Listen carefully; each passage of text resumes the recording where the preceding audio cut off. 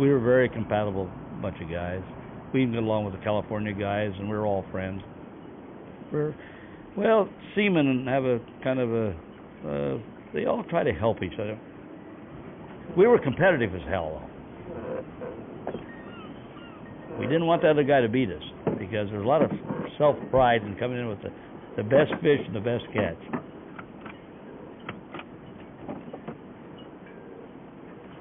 Like I was saying a while ago, you get a 4-fathom spread, you get a 30-pound Chinook back there, you got a battle on your hands. This gets the old adrenaline running, gets the old heart pumping. And you're in a way you don't want to lose him. In a way you feel sorry for him, because he's fighting so hard, but you want him because you want that $100 bill. All right, that's the way to start the morning.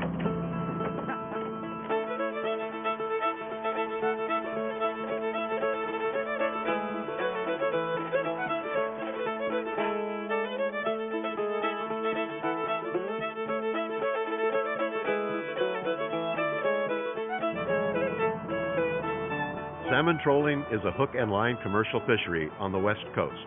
It's also a way of life. For almost a century, this fishery has supported families and sustained coastal towns in an ocean community that stretches from California to Alaska.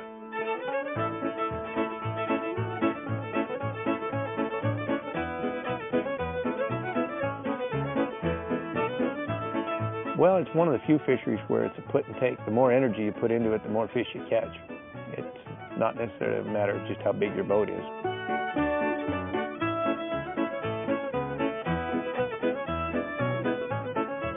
It was a direct relationship between the effort you put in and what you got out of it.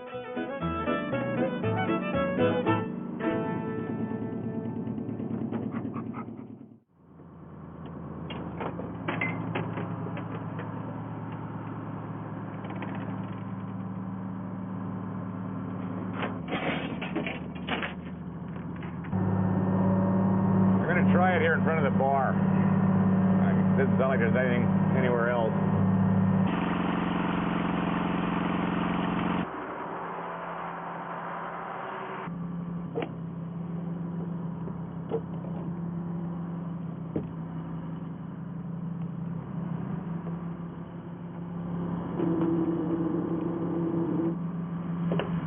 Just moving lures through the water.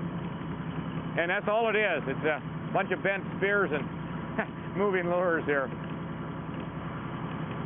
no different than a person with one fishing rod pretty much at home, except here we have a system that allows us to run big sinkers and more lures. But it would be this, if the sportsman was out here with his fishing rod, he'd probably be using the same lures that I would be.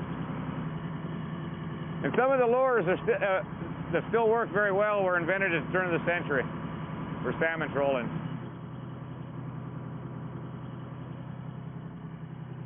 You roam around a lot. It's not that you want to. You'd like to fish in your own backyard so you could go home once in a while, but sometimes it just don't work that way. You have to move with the fish. Salmon spend several years of their lives in the ocean. They return to the rivers to spawn. Native people fished the rivers, but they limited their harvest so that plenty of fish would come back the next year. 19th century European settlers saw this incredible abundance of fish and began harvesting them to sell with no limits. In 1866, canning technology made it possible to preserve enormous harvests and sell salmon to the world. Using seines and gill nets and fish wheels, they took in upwards of 30 million pounds of salmon per year on the Columbia River alone. My dad jumped ship in Astoria in 1903, and he got into the fishing business, so he was one of the pioneers in it. In those days, why, the fishing was a lot different than it is now. They had open boats, so you had to kind of wear the clothes in those days to keep warm, you know. Thousands of boats supplied canneries up and down the West Coast. By the 1880s, there were 39 canneries on the Columbia River alone, 19 on the Sacramento, and many more on other coastal rivers. Concerned about overfishing, the states began regulating fishing gear and established limited seasons on the rivers. Some fishermen adapted their boats and risked crossing the bar. the dangerous area of rough water at the mouth of a river, to fish in the open ocean where there were once again no limits on the catch. This was the beginning of commercial trolling. The lures that they used were just a piece of brass they hit with a hammer on the end to bend it over so it would flop a little in the water, and put a hook on it and a line, and they had one line, that's all, and one spoon tied to the oars. About all you do is go out and run the boat now, but in those days where you had to run the boat and do everything, there was no automatic pilots.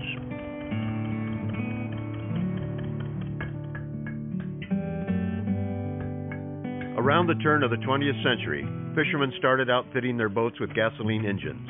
That made it safer to take small boats out past the bar. Those old-time single-cylinder engines, so they had what they called a make-and-break spark system on them, and an igniter in them. And those engines, they'd keep running. You could throw a bucket of water right over them, and they'd keep on running. We used to fish in Finland, and we always had fishing in our mind. And we ended up in a coal mine in Wyoming, and we worked at tie camps and all over Wyoming. But we always wanted to come out here and go fishing. My dad had a little boat and a bee first. Then that fall, then we bought the little yacht and started fishing together. It was just a little 38-footer, double-ender, nice little boat. I never been on a boat when I started fishing. Dad didn't know anything about it, so we had a lot of fun, I'll tell you. Nobody tells you what to do. Do as you please, but you know you're going to have to do it, but you do it as you want to do it.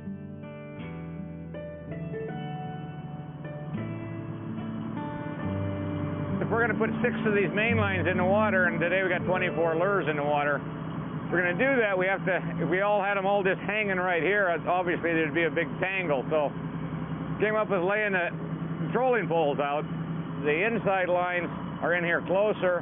That has a heavier lead, thus the angle's less than the tip lines. And then the last line is a float line. It has like a bobber back there, a float. And that then pulls it away, and it sets the depth for that line and keeps it away. And all the tag lines and the poles do is allow the gear to be spread out in various ways around the boat here.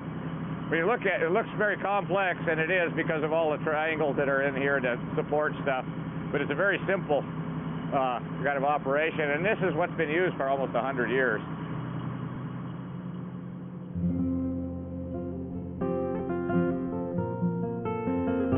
I can remember just as plain as anything the first goddamn salmon I caught with that boat. The engine stopped out there off of Macaw Bay, and when we got the engine going, we had a salmon on a spoon. After you have 5 boats, then you figure which one was the best. But I figured, I don't know, I never was satisfied. I don't know why. Just like some guys go through women. You know, every so often they have to have a different woman. Well, every 5 years it seemed like I had to have a different boat. And that's it.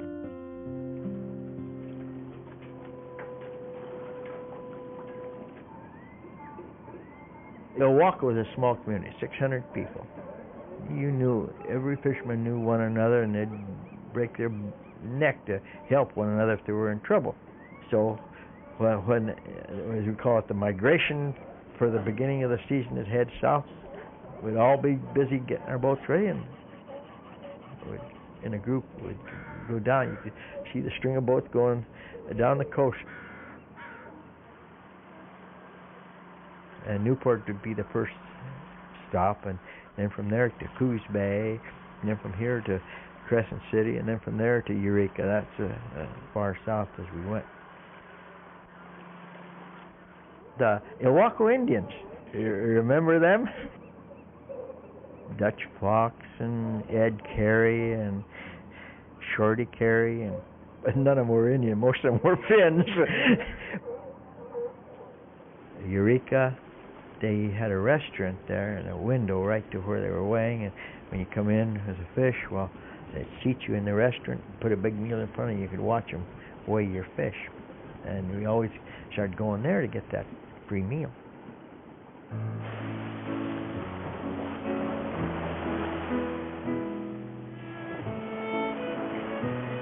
You leave your family behind and you're off buffalo hunting, and you have the stress and the strain. And it was kind of nice to go and let your hair down a little bit.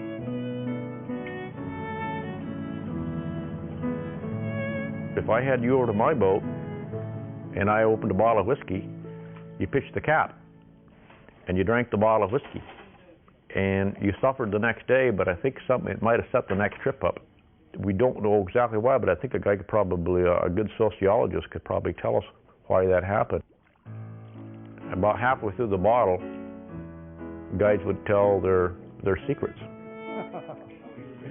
They say that, now this is a story, fellas. They said he was out tuna fishing and he was doing real good. And his father died, so he iced him down so he could finish his trip. And they had to confiscate the tuna trip load because he was iced down with the tuna. So he lost the tuna after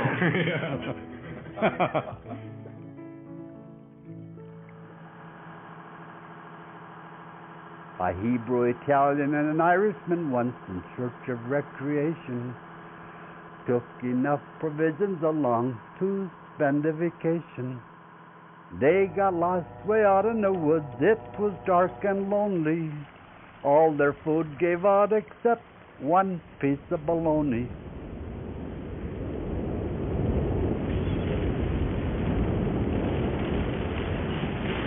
Anyway, Uncle Sam came along and decided that he needed me too.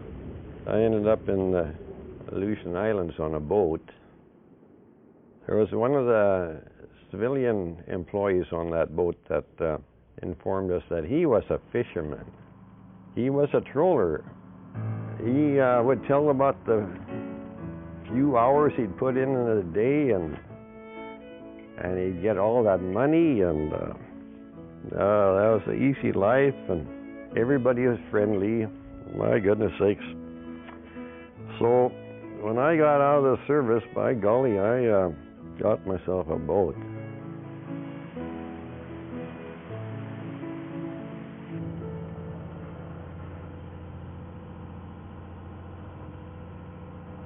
A hoochie is a plastic skirt, probably 5 to 6 inches long, trying to resemble a bait fish.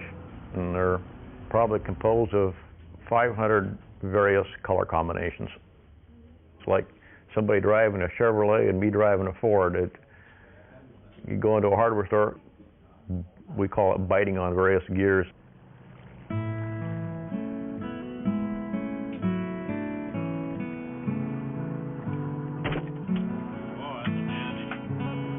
Prairies is a large flat that extends from Cape Flattery 35 miles out in the ocean. So that's just a shallow area that runs anywhere from 50 to 75, 80 fathoms deep that salmon come up on because it has a lot of currents and they feed there, and it's a holding area for salmon. There's probably 6 to 8 spots in the Washington coast that are famous for fish.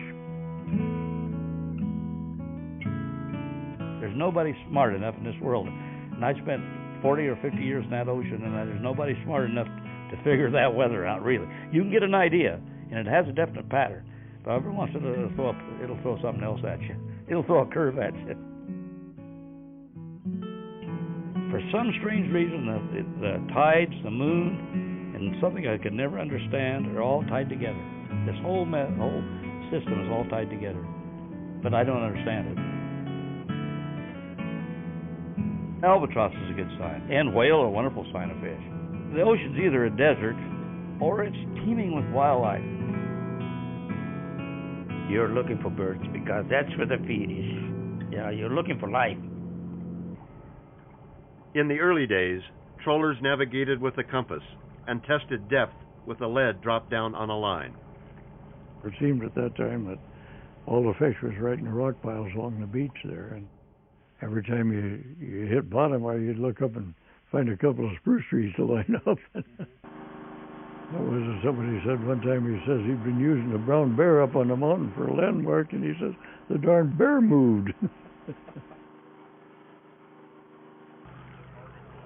Then we got direction finders. Well, direction finders, boy, that was just about the tops of any. There couldn't be nothing better than a direction finder. That's what we thought.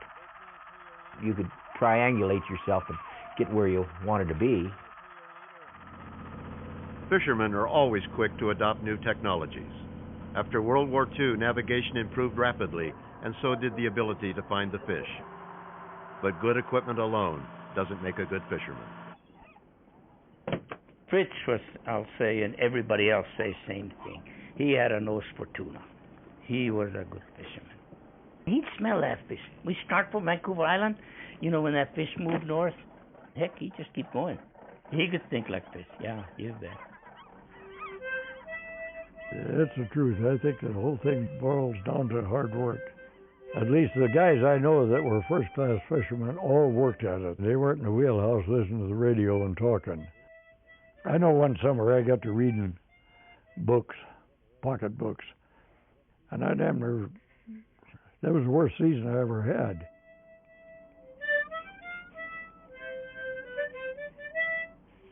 Oh boy. You had to fish hard, and you had to go out there. You can't listen to news and hear that, some say, well, there's no fish, no use going out there. You got to go out there anyhow. You got to be on the go.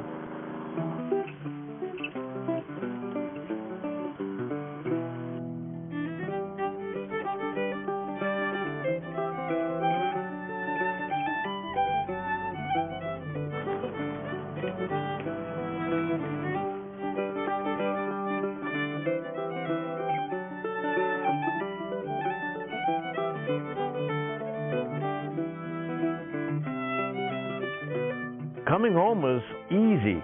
Going back was hard. We were running our fish from clear down to Grenville, clear to Bellingham, which is a long trip. Try to get in there by daylight. We'd run all night. And in one of those trips, I remember I woke up underneath my cherry tree. And my rigging, my poles, were in the trees. It was green. And I'd walked out of the house, outside, and I was underneath the damn cherry tree. And my wife got me out there. So that's how tired you were. Well, at first I felt pretty left out because naturally I thought the boat was his first wife, period. No. For a person who used to like spring, I became to hate spring because he had to leave home. A big decision was coming rapidly when the children were in high school, and I realized, I'll either have to go out and get a job to fill my space or go to work with David. I chose the other because I wanted to be with him. When I first went on the boat, I was primary cook. That was just, that was expected. And I remember the other job that was given to me, more or less, was moving the ice bin. And that sounds difficult, but it really isn't. But now I will pull gear now, and I'm not real fond about changing gear, so I kind of leave that up to David. And he's not fond of doing book work, so I feel like it works out some way or other. You're just a working partner. Never in my wildest dreams thought I'd be a fisherman. All of Mark's stories were intriguing, and I wanted to try it, so he let me try it, and it didn't come easy for me. I was sick. About the first year, every first day of every trip, I was pretty much seasick. Even though a lot of women don't fish with their husbands, they are really involved still in the fishing business. They cook meals for them. They they do seal the meals, put all this stuff together for their husbands to go out on a trip. They take care of the finances when their husbands are gone, the family emergencies. And so even if you're not on a boat, if you're a fisherman's wife, you are directly involved in fishing.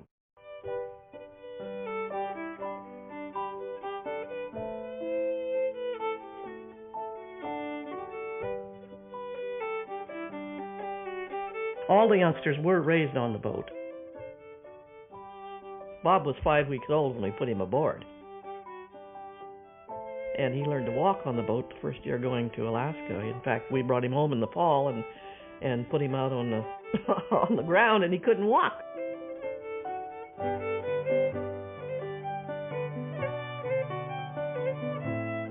We had to make a living, of course, and we liked the outdoors. We liked fishing. It seemed to be something that we could do as a family group, so we decided we'd try it. Green as grass, and out we go. And of course, I'm hanging diapers in the rigging. They used to say, "Here come the gal with her baby banners flying." When we were really hot into making money, we were fishing the fair weather grounds, drifting at sea, and as they do, and that's where we had some of the most fabulous fishing that we've ever experienced.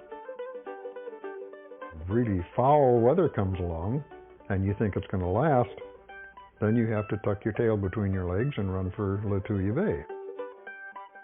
You wait out the weather, frequently visiting from boat to boat and having a beach picnic or whatever, but you're not fishing. All our kids say that it was a wonderful way to grow up.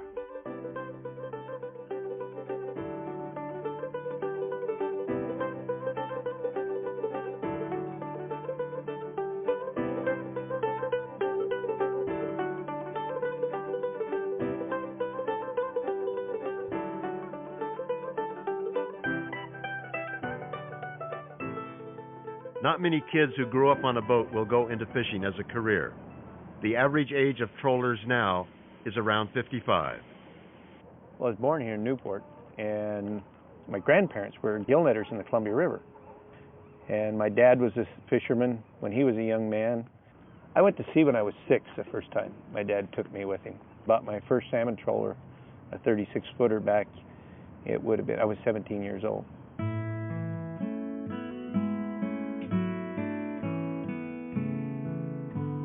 Most of us were single at that time, and we traveled and explored different places we'd never been. Well, I didn't have a home. A lot of us didn't have homes. Our life was fishing at that time. We'd get on the boat in April, and we'd get off in October. I miss the freedom, and I miss the camaraderie. And people ask me, do you want your son to become a fisherman? No. Because I don't think the same opportunities are there. The thing was, in those days, you could get into it with a couple of $100 if you had to. But there's not a chance to do that anymore. My gosh, you got to have a $60,000 boat and a $30,000 permit. How do you build up to that? The open opportunity of salmon trolling gradually closed. Despite the hatcheries, salmon, once so abundant, continued to decline. In the 1970s, unfavorable ocean conditions added to the cumulative effects of industrial development on the rivers and uplands. Boy, you don't just say the loggers done it, or you don't say the commercial people done it. There's a dozen things. You know that, Jim. But you can't just say, I did it. You can't say the Indians did it. You got to combine everything. But you add them all up, and they haven't got a chance.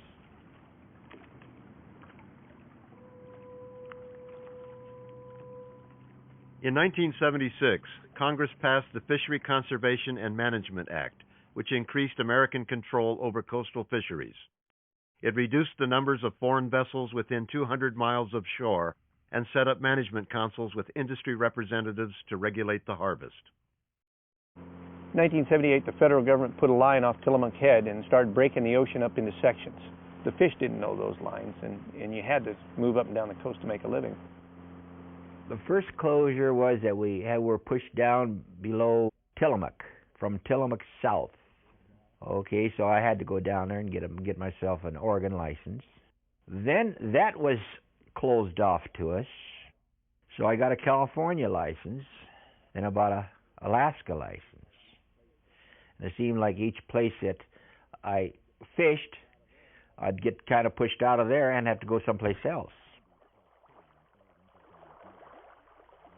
When they start getting those seasons and restriction, it just got me. Old times, we just go anytime, and then it got to where when they gave you the time, well, you had to go, you know. Whether there's a lot of guys lost their lives on account of these seasons, because they had to go, you know, because they just give you so many days. If you don't go, well, that's it. Well, that's what I got. So I said, I'm going to get rid of the boat. I don't care what I get for it. I'm just going to, I didn't feel like fishing anymore. If you wanted to keep fishing, you had to change. Some trollers moved on to other species and other kinds of gear. Others, who wanted to stay in trolling, put a new reliance on cooperative groups. Basically, guys started talking to each other to help each other on the fishing grounds. You had to band together to survive. These groups developed secret codes to talk on the radio without alerting the competition. We have a code sheet that we follow most of the time. You agree ahead of time and you write it down on a piece of paper. Well, if you're staring at the idiot sticks, well, that means 50 fish. If you say, oh, I just lost a line, I got tangled in a big goddamn bunch of kelp, well, that means 100 fish. You'd listen to others all the time. That's when my ears were haywire, because I had 3 radios on all the time. My girls were on a boat and they had cotton in both ears. And he said, Dad, how can you do that? Well, you've got to have different channels on so you know what's going on. I just had a sense when I listened to people. I got pretty good at telling when people were lying, and there's a lot of lying goes on in code groups. Nobody wants to know when you're in fish hot and heavy. The radio helped create a floating community, a network of fishermen working along hundreds of miles of Pacific coast. Code groups do get names. They don't name themselves. Other guys name them for them. There was a group called the Z Squad that was hilarious. They had one boat that stayed in the ocean, and the rest of them would go to the beach and party, and as soon as they found fish, all of a sudden the whole fleet would take off. They caught a lot of fish. A couple groups in Alaska. One was called Gordy's Gruffies, and it's about 5 boats. And they're called Gordy's Gruffies because there are about 4 of them are the last hard men in Alaska. And when they talk on the radio, they sound so brusque and ornery and tough. Hey, Jim, how are you doing today? Well, the weather's tough, you know, and a lot of groceries on the water. It's like a wolf pack. We formed a code group to increase our chance of catching fish, of finding and catching fish. It saved us. We made a living where other guys starved out. In the 90s, the decline of salmon south of Alaska reached crisis proportions. Many trollers went bankrupt or sold their boats. In 1994, the federal government declared coastal Washington and Oregon economic disaster areas and started buying out boats and fishing permits. I've seen guys lose their homes and just cry. I flew out the governor one time to see the governor with some fishermen, and those guys were actually crying out there when they shut them down. The ones who kept on fishing had to adapt quickly. Some fishermen went to work in watershed restoration or got involved politically to improve salmon habitat. Others figured out how to stay afloat by diversifying their catch. We do 6 different fisheries on the Oceana. If we want to go tuna fishing, normally Mark and I just pull them in by hand and tough it. And we're always rigged for crabbing, so. And there's been times where we've been rigged up to do it all. It's all been online, and we've actually done 3 different types of fishing in one trip. The Newells also market their catch. They sell direct to restaurants and fish markets on the coast and further inland. And it's kind of developed and increased into a situation where we can't even supply all the fish ourselves, and we have to buy from other fishermen, friends of ours, to keep that constant supply. You know, if you stand on one leg, it's pretty easy to get that leg knocked out from underneath you.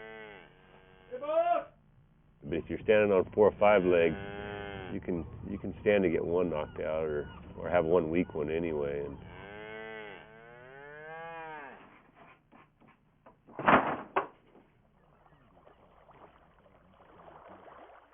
from a fleet of 3,000 in its heyday in Oregon, less than 500 boats have permits to fish salmon. Personally in my life, well, it's been a real struggle to keep this vessel. It really has. I've had to help my son several times to keep the vessel, but he's real proud of this vessel. We're proud. It's in the family. We're very proud. We're proud fishermen. We didn't want to give up, so we just hung in there. There's no better feeling than to come in with a boatload of fish. But then there's the trips when you go out and you come back in with 20 or 30 fish, and you still turn around and go with the anticipation that you're going to do better next time, you know. It's just what keeps us going. Well, I'll tell you one story. This is what I'm saying about trolling now. In the fall of 1946, this gentleman here that had the fox, he got a hook in his eye that summer. And I fished the fox for him. It was a tough season for everybody that year. And that fall, I was tied up in Juneau there, and there was an old-timer in there, an old Finlander by the name of Tom Miettinen. He says, "Kid, get out of the game while you can." He says, "There is no more chance in the snowball in hell to make a living trolling anymore." He says, "Get your job back in the machine shop and stay there." But the idea is, to him, he was an old man and fishing had changed, and it didn't look like there was any chance anymore. Now I'm an old man and fishing has changed, and it don't look to me like there's any chance anymore. Well, time will only tell.